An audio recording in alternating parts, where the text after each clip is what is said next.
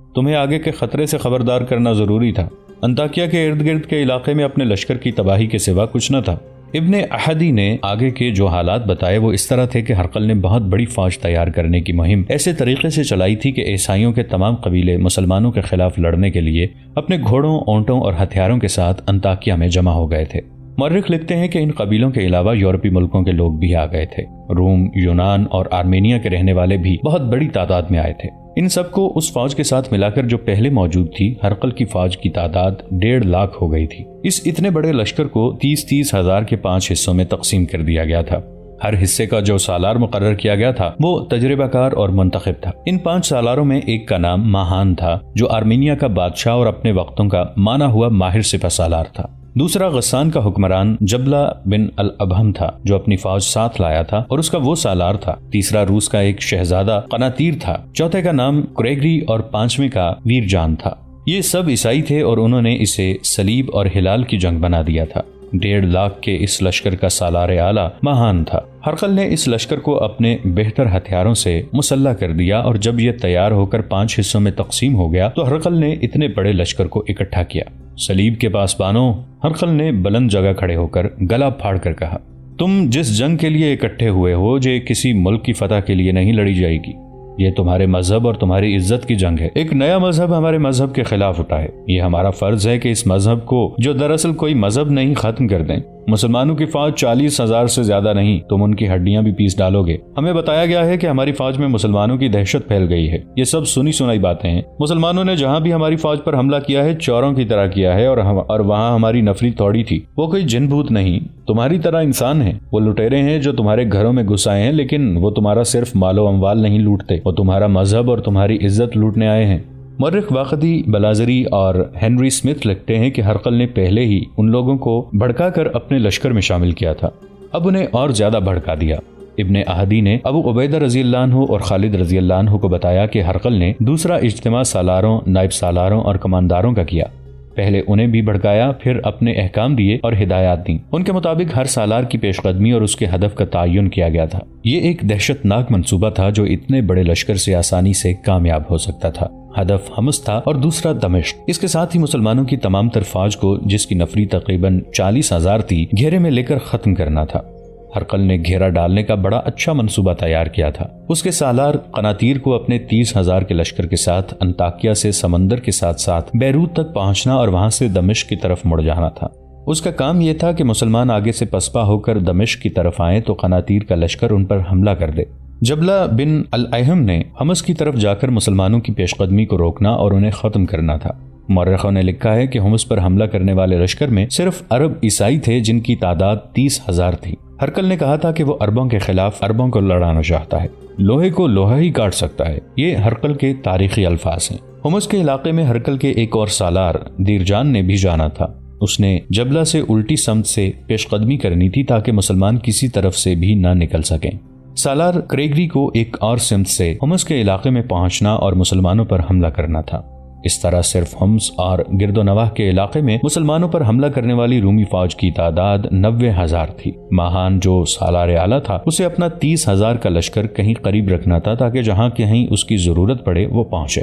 تجھ پر اللہ کی سلامتی ہو ابن احدی، ابو عبیدہ رضی اللہ عنہ نے ہرقل کا تمام تر منصوبہ سن کر کہا، خدا کی قسم تو نے اپنا گھر جنت میں بنا لیا ہے۔ اگر تو یہ خبریں لے کر نہ آتا تو خود یہ سوچ رہا تھا کہ ہمارا انجام کیا ہوتا۔ ابو سلیمان ابو عبیدہ رضی اللہ عنہ نے خالد رضی اللہ عنہ سے کہا، کیا تو نے محسوس نہیں کیا کہ ہم اتنے بڑے لشکر کا مقابلہ کرنے کے قابل نہیں؟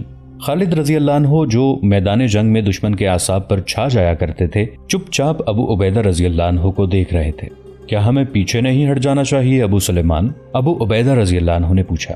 امین الامت خالد رضی اللہ عنہ نے آہ بھر کر کہا، پیچھے ہٹنا ایک ضرورت ہے، لیکن پیچھے ہٹنا میری فطرت نہیں۔ خدا کی قسم ابو سلیمان، جو تو سوچ سکتا ہے وہ شاید میں نہ سوچ سکوں۔ ابو عبیدہ رضی اللہ عنہ نے کہا، اس وقت اپنی ذات کو نہ دیکھ، اپنے ساتھیوں کو اور ان کے انجام کو دیکھ اور بتا کہ ہم کیا کریں۔ ہاں ابن عبداللہ، خالد رضی اللہ عنہ نے ابو عبیدہ کو دوسرے نام سے پکارتے ہوئے کہا، میں اس حقیقت کو دیکھ کر بات کروں گا جو ہمارے سامنے ہے، اور یہ طوفان جو آ رہا ہے اسے روکنا ہمارے بس کی بات نہیں، لیکن ہمیں اس اللہ کو بھی منہ دکھانا ہے جس کے نام پر ہم یہاں تک اپنا اور اپنے دشمن کا خزانہ بہاتے پہنچے ہیں۔ ہماری جانیں اسی کی امانت ہیں۔ پہلا کام یہ کرو کہ तमाम सालारों को जहां जहां वो हैं दस्तों समेत एक जगह इकट्ठा कर लें। और उन जगहों का क्या बनेगा जो हमारे कब्जे में हैं? अबू उबैदा रजी अल्लाह अन्हु ने पूछा। अमीनुल उम्मत खालिद रजी अल्लाह अन्हु ने कहा, तो यकीनन दुश्मन के इरादे को समझता है। वो फैसला कुन जंग लड़ने आया है और हर तरफ से आ रहा है, आगे से, पीछे से, दाएं और बाएं से। और तूने इब्ने अहदी से सुन लिया है कि हरकल ने हमारी पसपाई के रास्ते रोकने का भी इंतजाम कर दिया है। इब्ने अब्दुल्ला, कैसर रूम हमारे दस्तों को वहीं घेरे में ले लेना चाहता है जहां जहां वो हैं। ये तो अल्लाह का एहसान अजीम है कि हमें दुश्मन के मंसूबे का पहले ही इल्म हो गया है। क्या इससे ये जाहिर नहीं होता कि अल्लाह तबारक व तआला को हमारी शिकस्त मंजूर नहीं?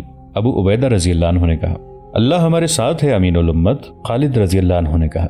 लेकिन अल्लाह उनकी मदद नहीं करता जो अपने आप को दुश्मन और हालात के रहमो करम पर फेंक देते हैं। हरकल हमें बिखरा हुआ रखना चाहता है। तमाम सालारों को वो तमाम जगह छोड़नी पड़ेंगी जो हमारे कब्जे में हैं। अगर अल्लाह ने हमें फतह अता की तो ये सब जगह हमारी होंगी। हमें कहाँ इकट्ठे होना चाहिए? अबू उबैदा रजी अल्लाह अन्हु ने पूछा। जहाँ सहरा हमारे अक़ब में हो, खालिद रजी अल्लाह अन्हु ने जवाब दिया। जितनी आसानी और जितनी तेजी से हम सहरा में हरकत कर सकते हैं उतनी तेजी से इन इलाकों में नहीं कर सकते जहां हम इस वक्त मौजूद हैं। सहरा में हमारा दुश्मन नहीं लड़ सकता। हम सहरा को अपने करीब रखेंगे तो हमें पीछे हटने में सहूलत होगी, और जब दुश्मन हमारे पीछे आएगा तो वो अपने इलाके की सहूलतों से महरूम हो जाएगा। तेरे सामने ऐसी कौन सी जगह है? जाबिया, खालिद रजी अल्लाह अन्हु ने जवाब दिया। वहां से 3 रास्ते निकलते हैं और करीब ही सहरा शुरू हो जाता है। दरिया यरमुक भी बिल्कुल करीब है। मुसलमानों के बिखरे हुए दस्तों के सालार आला अबू उबैदा रजी अल्लाह अन्हु थे, लेकिन वो खालिद रजी अल्लाह अन्हु को अपनी निस्बत ज्यादा काबिल, तजर्बाकार और जारे सालार समझते थे। इसलिए उन्होंने खालिद रजी अल्लाह अन्हु को अपने मुशीर खास बल्कि दस्ते रास्त बनाकर साथ रखा हुआ था। अब हरकल ने ऐसी सूरत हाल पैदा कर दी थी जिसमें उन्हें खालिद रजी अल्लाह अन्हु की मशवरों की शदीद जरूरत थी। खालिद रजी अल्लाह अन्हु तो इससे भी ज्यादा खतरनाक और खौफनाक सूरत हाल में नहीं घबराते थे। उन्होंने जो मशवरे दिए थे अबू उबैदा रजी अल्लाह अन्हु ने फौरी तौर पर उन पर अमल किया। वहां ज्यादा सोचने का वक्त था ही नहीं। एक एक लम्हा कीमती था। हरकल का लश्कर अंताकिया से कूच कर चुका था। हमस पर मुसलमानों के कब्जे का 3रा महीना गुजर रहा था। हरकल के लश्कर का वो हिस्सा जो जबला बिन अल अहम की जेर कमान था, जून 636 ईस्वी में हमस के करीब पहुंच गया। हरकल के जासूसों ने उसे इत्तला दे दी थी कि उन्होंने मुसलमानों की फौज को शेरस के मकाम पर पड़ाव डाले देखा है, लेकिन जबला का लश्कर वहां पहुंचा तो वहां पड़ाव के आसार तो मिलते थे, लेकिन लश्कर का कोई एक आदमी भी वहां नहीं था। जबला ने कहा कि वो हुमस में इकट्ठे हो गए हैं। उसने अपना हरावल दस्ता हुमस को रवाना कर दिया। देखा कि शहर के दरवाजे खुले हुए हैं, दीवारों पर शहर के लोग खड़े थे, कोई फौजी नजर नहीं आता था। कहाँ है मुसलमान? हरावल के सालार ने पूछा। यहाँ कोई मुसलमान नहीं, उसे ऊपर से जवाब मिला। क्या तुम अपने मजहब के दुश्मन के साथ मिल गए हो? रूमी हरावल के सालार ने कहा। क्या दरवाजे खुले छोड़कर हमें धोखा देना चाहते हो? अंदर आकर देख लो, ऊपर से शहरियों ने उसे बताया। अगर तुम भी इस धोखे में शरीक हो तो अपनी सजा सोच लो, हरावल के सालार ने कहा। उसने अपने दस्ते को शहर से बाहर रहने दिया और अपने सालार जबला की तरफ कासिद दौड़ाया कि धोखा मालूम होता है, शहर में कोई फौज नहीं है। जबला को पैगाम मिला तो वो वाही तबाही बकने लगा। ये धोखा है। जबला गुस्से से चिल्लाया। मुसलमानों ने हमारी फौज को जहां भी शिकस्त दी है धोखे से दी है। वो शहर में मौजूद हैं और उन्होंने हमें फांसने के लिए शहर के दरवाजे खुले छोड़ रखे हैं। जबला ने अपने 30,000 के लश्कर को पेशकदमी का हुक्म इस हिदायत के साथ दिया कि हुमस के दरवाजों में सैलाब की तरह दाखिल हों और शहर में बिखर मुसलमान लोगों के घरों में छुपे हुए होंगे। उसे खतरा ये नजर आ रहा था कि उसका लश्कर शहर में बिखर गया तो मुसलमान उसके सिपाहियों को चुन चुन कर मारेंगे।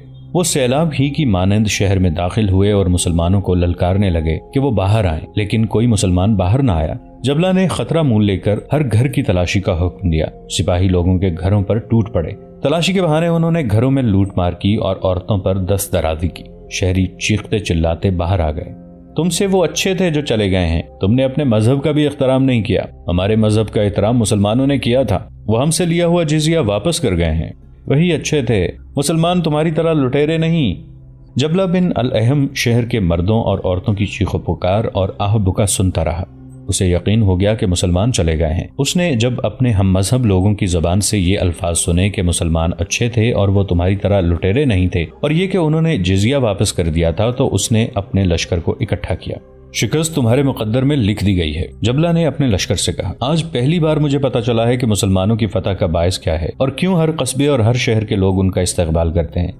ये अहले सलीब का शहर है। मुसलमानों ने इनकी इज्जत और आबरू पर हाथ नहीं डाला। तुम भी अहले सलीब हो, मगर तुमने इनकी आबरू पामाल कर दी है और उनके घरों से कीमती सामान उठा लाए हो। तुम लड़ने नहीं आए, लूट मार करने आए हो और कहते फिरते हो कि मुसलमानों में कोई गैबी ताकत है। تم نے لڑے بغیر یہ شہر لے لیا ہے۔ اگر تمہارا ایمان ہوتا تو تمہیں نہ لوٹ مار کی ہوش رہتی، نہ تم کسی عورت کی طرف دیکھتے۔ جو سامان تم نے لوگوں کے گھروں سے اٹھایا ہے وہ یہیں رکھ دو۔ جزیے کی واپسی کی ایک تاریخی حقیقت ہے۔ بلازری، ابو سعید، ابن حشام اور طبری نے لکھا ہے کہ خالد رضی اللہ عنہ کے مشورے پر جب سالار اعلیٰ ابو عبیدہ رضی اللہ عنہ نے مفتوحہ قصبے اور شہر چھوڑ کر جابیہ کے مقام پر تمام دستوں کا اکٹھا ہونے کا حکم دیا تو انہوں نے حمص کے چند ایک سرکردہ افراد کو بلایا اور انہیں بتایا کہ وہ حمص سے جا رہے ہیں۔ پہلے تو ان افراد کو یقین نہ آیا۔ جب یقین آیا تو انہوں نے افسوس کا اظہار کیا۔ ہم نے پہلی بار عدل و انصاف دیکھا تھا، ایک شہری نے کہا۔ ہم نے ظلم، جبر اور بے انصافی کا راج دیکھا تھا۔ آپ ہمیں عدل و انصاف اور عزت و آبرو سے محروم کر کے پھر ہمیں ظالموں کے حوالے کر کے جا رہے ہیں۔ اللہ نے چاہا تو ہم پھر آ جائیں گے۔ حضرت ابو عبیدہ رضی اللہ عنہ نے کہا، میں نے تمہیں وہ جزیہ واپس دینے کے لیے بلایا ہے جو ہم نے تم سے وصول کیا تھا۔ نہیں، شہریوں کے نمائندوں نے متفقہ طور پر احتجاج کیا، ہم اپنا جزیہ واپس نہیں لیں گے، یہ جزیہ ہم پر حرام ہو گیا ہے۔ ابو عبیدہ رضی اللہ عنہ نے کہا، ہم نے تم سے اس معاہدے پر جزیہ لیا تھا کہ ہم تمہاری حفاظت کے ذمہ دار ہوں گے، لیکن ہم تمہیں ان لوگوں کے رحم و کرم پر چھوڑ کر جا رہے ہیں جنہیں تم ظالم اور جابر سمجھتے ہو۔ ہم تمہاری حفاظت اور سلامتی کا معاہدہ پورا نہیں کر سکے، تم اپنا جزیہ واپس لے لو اور یہ تمام شہریوں کو واپس کر دینا۔ ایک مورخ ابو یوسف نے لکھا ہے کہ حمص کے شہری جو پہلے ہی مسلمانوں کے سلوک، انتظام اور عدل و انصاف سے متاثر تھے، جزیے کی واپسی سے اور زیادہ متاثر ہوئے۔ حد یہ کہ حمص میں جو یہودی مقیم تھے ان کے نمائندے نے ابو عبیدہ رضی اللہ عنہ سے کہا کہ حمص میں اب وہی حکمران داخل ہو سکے گا جو فوجی طاقت کے بل بوتے پر آئے گا، ورنہ وہ کسی اور کو اپنے اوپر حاکم تسلیم نہیں کریں گے۔ ایک یہودی کے منہ سے مسلمانوں کی حمایت کے الفاظ اس وجہ سے حیران کن ہیں کہ یہودی مسلمانوں کے بدترین دشمن تھے۔ رومی فوج کا سالار قناطیر ہرقل کے منصوبے کے مطابق دمشق پر حملہ کرنے گیا تو وہاں اسے اسلامی فوج کا کوئی آدمی نظر نہ آیا۔ مسلمان دمشق سے نکل کر جابیہ چلے گئے تھے۔ ابو عبیدہ رضی اللہ عنہ نے ان تمام سالاروں کو جو مفتوحہ جگہوں کے حاکم مقرر ہوئے تھے حکم بھیجا تھا کہ وہاں سے کوچ کرنے سے پہلے لوگوں کو جزیے کی رقم واپس کر دی جائے، کیونکہ ہم ان کی حفاظت نہیں کر سکے۔ چنانچہ دمشق کے شہریوں کو بھی جزیہ واپس کر دیا گیا تھا۔ اس طرح مسلمان اپنے پیچھے بڑا اچھا تاثر چھوڑ کر آئے تھے، لیکن وہ اس علاقے سے نکلے نہیں۔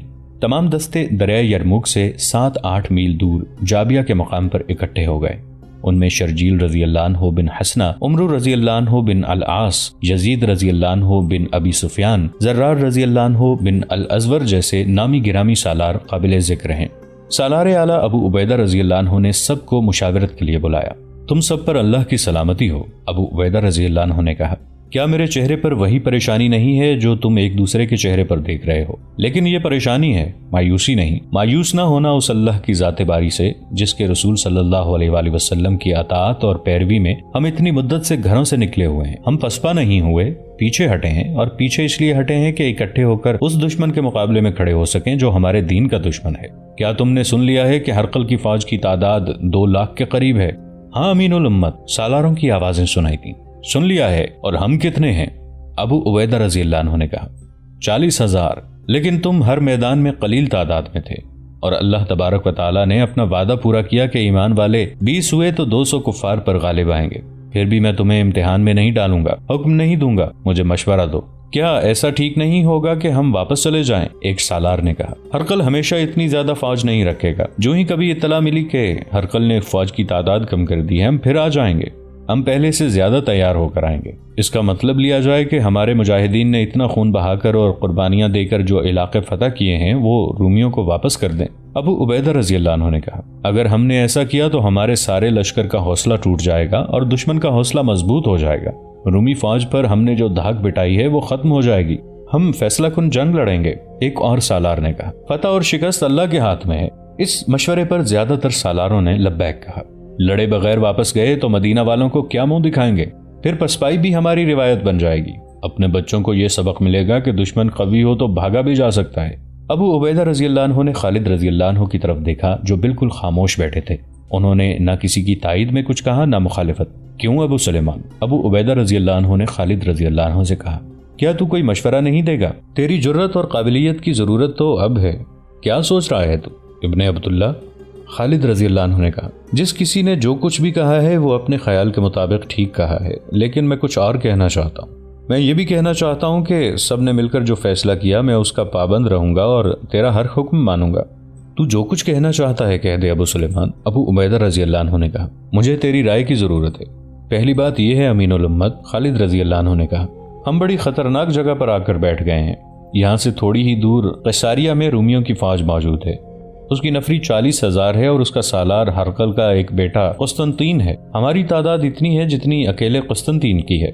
हम ऐसी जगह पर हैं कि वो हम पर अकब से आसानी से हमला कर सकता है। ऐसा हमला वो उस वक्त करेगा जब सामने से हम पर हरकल की फौज हमला करेगी।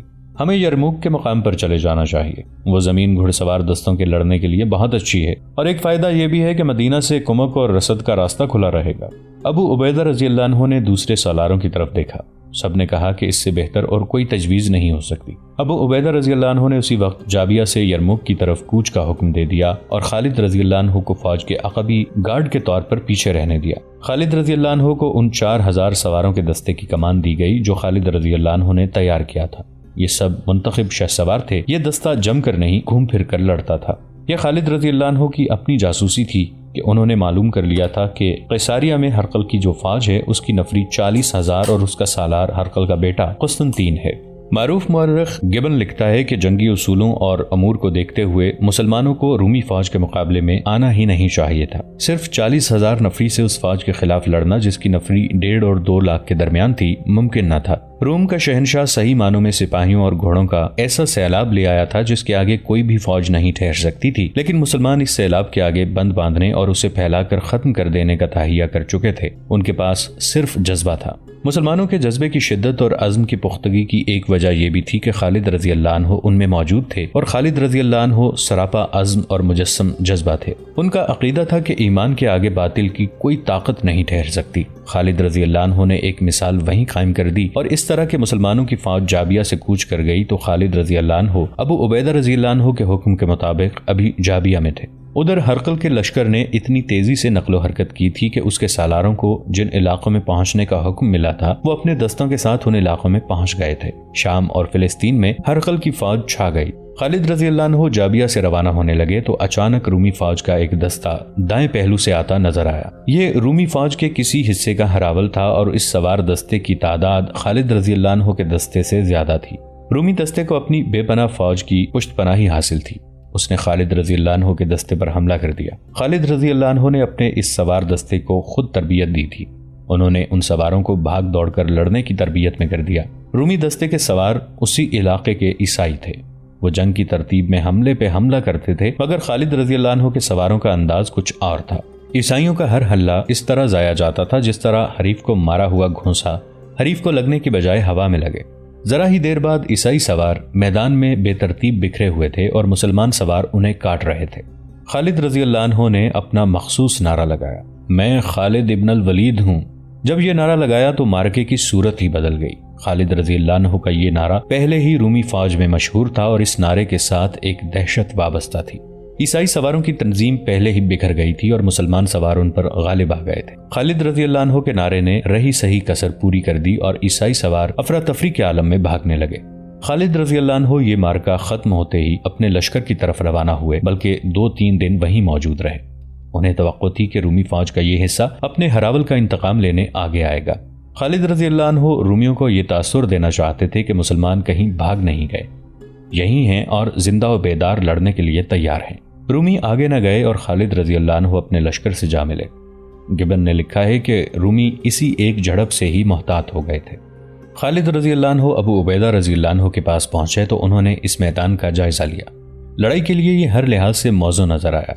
इस तरह मुसलमानों को अपनी पसंद के मैदान का फायदा हासिल हो गया। रूमी एक तो इसे बहुत बड़ी कामयाबी समझ रहे थे कि उन्होंने मुसलमानों से मफ्तूहा इलाके ले लिए थे और वो इसलिए भी खुश थे कि उन्होंने उस दौर की सबसे बड़ी फौज बना ली थी। यही वजह थी कि वो मुसलमानों के पीछे पीछे चले आ रहे थे। अबू उबैदा रजी अल्लाह अन्हु ने खालिद रजी अल्लाह अन्हु के मशवरों के मुताबिक अपने दस्तों को लड़ाई की तरतीब में कर दिया और उसी तरतीब में डेरे डाल दिए। वो खैमाजन होने की बजाय तैयारी की हालत में रहे। उन्होंने अपने बाएं पहलू को महफूज रखने के लिए पहाड़ियों से फायदा उठाया। मुसलमानों के महाज की लंबाई कमोबेश 11 मील थी और गहराई कुछ भी नहीं थी। दोस्तों, आज के लिए इतना ही। इसी कहानी की अगली किस्त के साथ बहुत जल्द हाजिर होंगे। नीचे कमेंट सेक्शन में अपनी राय का इजहार जरूर कीजिएगा।